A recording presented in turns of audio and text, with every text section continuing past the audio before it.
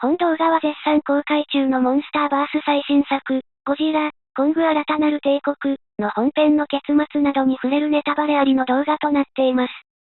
劇場での鑑賞をしてからの視聴を強く推奨いたします。以上を踏まえてお楽しみください。コングがキングになったか、ギャグ映画と思ってみていいやつ？ヤンキー映画、怪獣映画を見に行ったはずだった。ヤンキーバトル映画だった。オリジナル怪獣の個性がバチクソに強いのでプラス100万点です。こういう映画みんなもっと作って。話がとてもシンプル。悪い奴が出てきたから、ぶっ潰す。どんどん IQ 下がっていくのを感じた。ゴジラ VS コングより IQ 高かったよ。エンドロールの頃には脳みそのシワがなくなってツルツルになるぞ。雑に戦って和解するのはバーサスものって感じだ。別に前作見てなくても全然わかる内容だよ今回。やばい怪獣出てくるからゴジラに助けらいも、はあまりにも昭和すぎる。スカーキングが攻めてくる。コングは大怪我、からの展開が超早い。モスラ様が美しすぎて目がつぶれた。今回はヘビタイプの奴らに厳しい映画でしたね。みんなぶつ切りにされてしまった。ティアマトさんだけ一方的な被害者じゃないです。王が使わせろって言うんだら素直に差し出すべきだったんだよ。モンスターバースはゴジラ最強。それと対等に戦える奴はマジヤバいを一貫してていいよね。キングオブモンスターズがいかにヤバい事態だったかよくわかる映画だったな。どのタイタンも気軽に天候操作して災害起こしまくってたな。大半のタイタンはキングオブモンスターズで分からされてたはずなのにローマで人間穴掘り楽しい。してた神はバカなの？ってなる。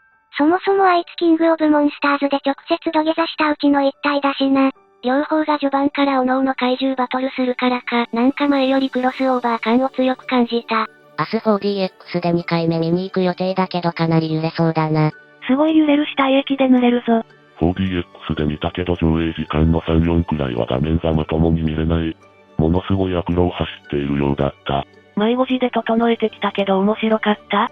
サウナみたいに言うな。好きだけど面白いかというとちょっと。平成ゴジラみたいに、ゴジラは人類の味方、って明言されてるし、ストーリーは合ってないようなドタバタ怪獣大乱闘を楽しむ映画だし、マイナス1とは方向性が違うから人間ドラマ目当てだったら需要が違う。退屈はしない映画だと思う。人間が一切出てこないコングパートが結構あるのが思い切ったな。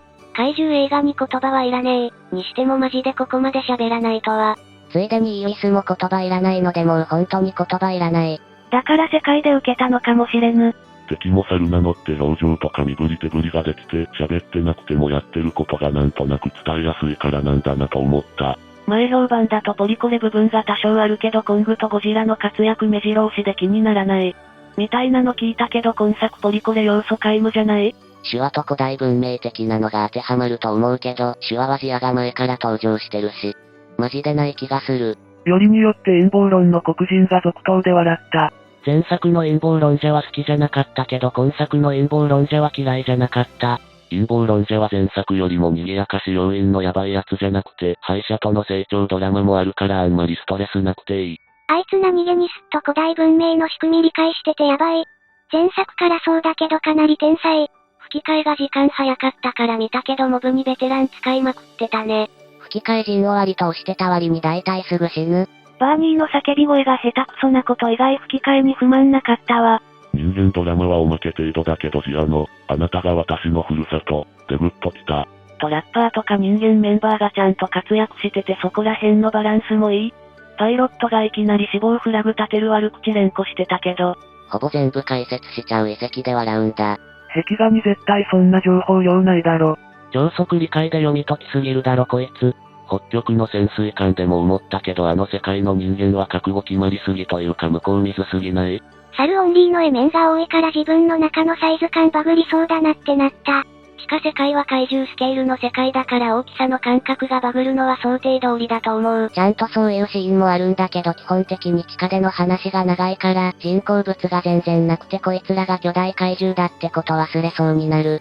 そして地上での最終決戦でこいつらが巨大生物だってことを思い出させてくれるのいいよね。コングパート見てたらセリフないのに脳内にセリフが流れてきたぜ。コングパートはマッドマックスというかハイローというか北斗の拳というか。スカーキング初登場の時バックに集中線ありそうな登場だった。立ち姿がね。ドドドドドドドド。スカーキングの立ち振る舞いが惨したすぎてすがすがしい。何をしているシーモー。さっさと助けに来い。スカーキングいいキャラしてたわ。かっこつけた立ち姿とか笑ったりチビの親を殺したり。ブハハハハ、見ろよこいつ差しばしてやがんぜー。おいおいこいつ見ろよ話だぜー。ってやったスカーキングが決戦で殴られて歯が抜けて、コングが鼻で笑うところ好き。スカーキングはイカれたマフィアのボスって感じだった。ゴリラ社会にも奴隷っているんだなって思って常識が変わった。スカーの地下帝国があまりにもテンプレな悪の地下帝国で笑っちゃった。今時溶岩溢れる場所で謎の肉体労働を強制させてる悪の組織なんていねえよ。令和だぞ。謎の岩を運ぶ謎の労働を強いられる猿たち。同族のチビと強制労働させられてる多くの仲間を目にした時のコングの何とも言えない表情がたまらない。手を差し伸べる顔が優しい。ハゲ猿が多すぎる。スカーキングの圧政のストレスでハゲちゃったんかな。チンパンジー系のやつがハゲてたのは単に成人したからってだけだと思う。ゴリラ系のやつはハゲてなかった。モブコングどもが傷だらけなのはスカーキングの圧政ぶりがわかりやすくて良いね。スカーキングさん、シーモはともかくあの程度兵数でゴジラと地上相手するのは無謀じゃないすかね。シーモちゃんの冷凍ビームで全て解決するから。シーモめちゃくちゃ強え。ゴジラさんがパワー負けするとは。ハゲとコング両者見て思うけど、やっぱりコング族って防御力は低いな。想像以上にシーモが強くて想像以上にスカーが弱かった。スカーは普通に怠慢でコングに負けかけてるのがダメ。スカーはゴリラ以下のフィジカルだけど、知能の高さでそれをカバーしてる戦い方でよかった。ゴジラを一度は圧倒したのくだり。あれギドラと戦った後に不意打ちしたでもないとありえん。とはいえ今回はコングいたし彼女のピンチにめちゃくちゃ蓄えてたからな。スカキンは昔は強かったけど、今もうじじいで昔ほどの強さを失ってるとかなんだろうか。コングを散々苦しめた自慢の無知顔、相手に何の役にも立たないのいいよね。圧倒的なフィジカルエリートだからしかもパワーアップしてるし。現代のゴジラさんは人間が散々餌くれてぐんぐん成長した個体だからな。シーモが暴れたら地上やべえ。って言われてたけどあいつそんな大暴れしそうな性格じゃなさそうだな。冷凍ビームがやべえのは変わりないから。シーモがなんで空に冷凍ブレス吐いたかわからんし、ゴジラさんが空にブレス吐いてシーモがすげえって感じで見てたのもわからん。過去にシーモが地球を氷河期にしたって説明してたでしょ。あれがその能力。ゴジラがそれをさらなるパワーで吹っ飛ばした。シーモチャンスはおとなしい感じなのかな。シーモずっとのそって感じで可愛かった。シーモが支配から解き放たれてスカーキングを殺害。その後ゴジラコングを圧倒するけどモスラの助力もあって討伐。みたいな流れを想定していた。シーモくんめっちゃ無理やりな感じだけどこの後なくなるんだよね。かわいそう。と思ってたら生き残って嬉しかった。シーモを催眠アプリで従わせてたハゲに対して自然と傍らに置いてたコングの器の違いが熱かった。シーモちゃんはゴジラについていくのかと思ったらコングのペットでいいのか。ペットというかあの溶岩地帯が実家なんだろう。シーモくんとしてはコングたちが助けてくれたって認識なんかね。あいつメスだぞ。顎さすってもらって気持ちよさそうなシーモちゃん可愛かった。シーモの大量の表現が凝ってて綺麗だった。シーモちゃんかなり嫌々戦わされてたから、ジモ出番があれば全力で本気の大暴れするところが見たいな。シーモの無ビモン出たら欲しい。ゴジラ嫁期間因縁のハゲ脂肪お気に入りの寝床ゲット。コング弟分とペットとスミカと新装備ゲット。コロシアムで寝てるゴジラが円形の猫ベッドで寝てる猫にしか見えなかった。今後敵になる奴は下手したらゴジラとコングとモスラとシーモっていうとんでもないメンツを相手にしなきゃいけないわけか。コングくんゴジラと意思の疎通できないのが問題だな。モスラが仲介しないと。会話はできるけどおじさんはいつも聞いてくれない感じある。いやあれゴジラが聞く気なかっただけじゃないかな。おう。はちょっと話聞かなすぎじゃない。昔馴染みが救難信号出してるんだぞ。SOS 飛んできて全力チャージして臨戦態勢のところに顔出したらまあぶん殴られる。見てきた。ゴジラ X コングの X は羽を広げたモスラのことだったんだね。つまりゴジラモスラコングアンギラス東京 SOS や。ゴジラとコングとモスラのシーンは吹き出しが見えたような気がしてくる。ちょっと落ち着きなさいあなたたち。お前が言うならいいけどよ。助かったー。ゴジラさんモスラに甘くないですか？モスラが出演できるか、映画の大部分が完成するまで不透明だったという恐ろしい話。モスラが思ったよりだいぶ人間に優しかった。モスラさんにはこれからも頑張ってほしい。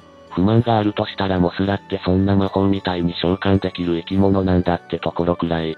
やっぱり眉から出てきて欲しかった。そこはほら、平成モスラがあるから。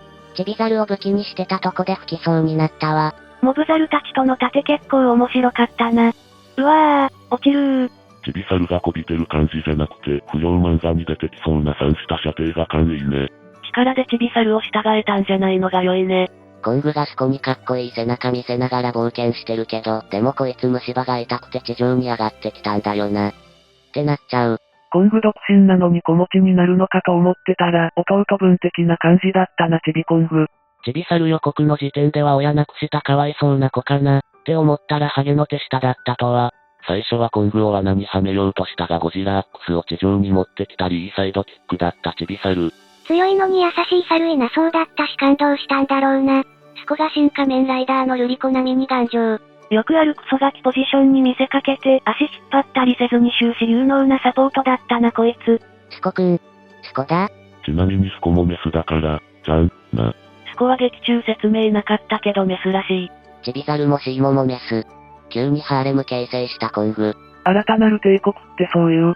序盤でゴジラがフェイラ力したくも、エネルギー補給に邪魔だから殺されたティアマト、シーモちゃん、スコ、全部メス。コングが善人すぎる映画。同族に会えたせいかコングさんの優しさが滲み出ていた映画だった。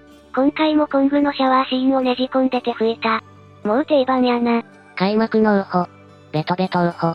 風呂入りてうっほ。みたいな表情でダメだった。コングくん表情豊かで可愛いね。平均的な強さだと思ったら、コングお前同族でも飛び抜けて強かったんだな。コングがどんどん人間のテクノロジーでカスタマイズ元へ強化されていくのがおもろかった。超絶頑丈な銀歯と電撃ガントレット。くそ、腕を怪我しててこのままじゃバトルできねえ。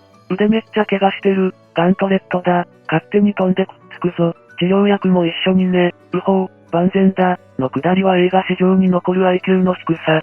これコングの次回作で全身アーマーでないだろうな。ここら辺から IQ 一気に下がって常に笑いこらえてたわわらわらわら。罠を巧みに使ってコングさん俺より頭いいわ。ゴジラに襲われるかもしれないのに虫歯痛いよ。で地上出てくるゴリラ。虫歯に苦しむコング。同族の声かと思ったら泣き真似するカエルで落胆するコング。凍傷に苦しむコング。説得してるのに結局ゴジラに痛めつけられるコング。海蛇の切り身1個余分に持ってたけどあれ同族へのお土産だったんだろうな。エボゴジのデザインめちゃくちゃ好み。ゴジラがなんで赤いのかと思ったらシーモとの視覚的差別化とパワーアップっていうことだったのね。事前情報通りちゃんとゴジラ最強のままでよかった。必要なら原発からでもがっつりお食事されるんですね。おう。人の反応を見るに原発を襲うのは初めてだろうか。エネルギー量20倍。そんな、あのゴジラが通常の20倍のパワーを得たのに苦戦してねえわ。強化ゴジラ初戦がコングなの笑った。こっちも強化してなかったら危なかった。ゴジラがずっと怒ってた気がする。コロッセオってお気に入りの寝床見つけたし。あれ破壊する許可下りなかったからああなったらしいな。結果として大正解だったと思う。犬みたいで可愛い。ゴジラは最後の締めを譲ったりシーモくんに割と優しかった気がする。実はもともと味方だったから直接熱戦ぶち込んだりはしなかったのでは。無理やり従わせられてただけだからか白い怪獣がお咎めなしでよかった。最後なんか可愛いし。ゴジラに脅されて速攻でスカーキングに冷凍光線叩き込んだところはちょっと笑ったけど。やれ。はい。なんで空中戦でも猿より身軽で強いんですか怪獣王。思ったより出番多くて満足。怪獣プロレスって本当にブレインバスターするやつがあるかよ。ブレインバスターまでやってくれるゴジラさん。ファンサの鬼。空中殺法もいけるしどんどん身軽になってきてる気がする。怪獣映画で無重力バトル見れるとは思わなかった。ゴジラパワーあんのに格闘センスもあるのなんなの。水中の方が得意だからな。まさか令和の時代にゴジラが空を飛ぶ映画がまた生まれることになるとは思わなかった。ゴジラの熱戦強すぎ、シーモ以外大体一撃。ゴジラ、シーモ、コング、スカーコンくらいの差は感じた。コングくんが大体主人公的なちょうど良い強さ。